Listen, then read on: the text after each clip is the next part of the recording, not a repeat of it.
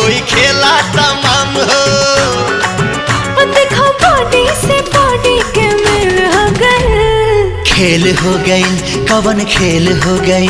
Double duty वाला खेली कैसे खेल दादा रे माथा फेल हो गई। लागे जाता में पिसा जाई बकेल दादा रे माथा फेल हो गई। आज हमारे राजा लड़ाला नजरिया आके समझा तू दिल के भीतरिया। रानी मनवा में धीर तनी धारा बात मान कुछ देर सबर तू करा।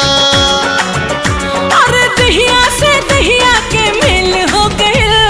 खेल हो गई कवन खेल हो गई। डबल ड्यूटी वाला खेली कैसे खेल दादा रे माथा फेल हो गई। लागे जाता में पिसा जाई बकेल दादा रे माथा फेल हो गई।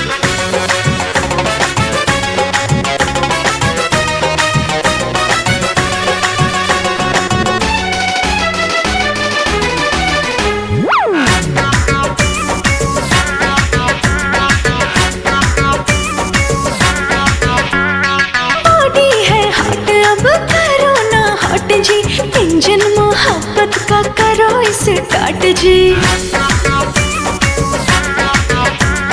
रात बाटे बाकी हो बात बाटे बाकी सजिया पे कुल्ही खुर्रा फात बाटे बाकी। छनके लचूड़े खनक जाला कंगना सुर हो सिंगार खोजे प्यार तो हर सजना।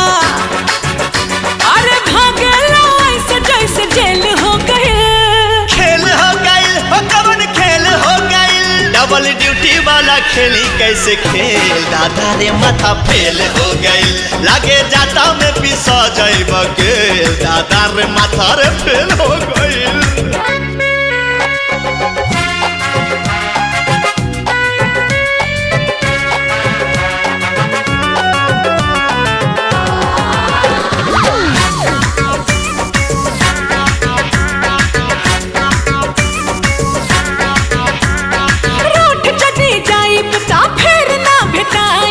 कितनो बोलई बाना कहिया में आईब।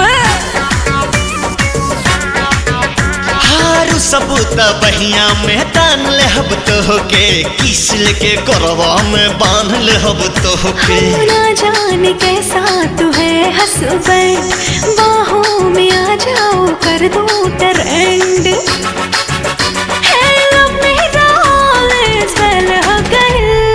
खेल हो गई कवन खेल हो गई। डबल ड्यूटी वाला खेली कैसे खेल दादा रे माथा फेल हो गई। लागे जाता में पिसा जाई बकेल दादा रे माथा फेल हो गई।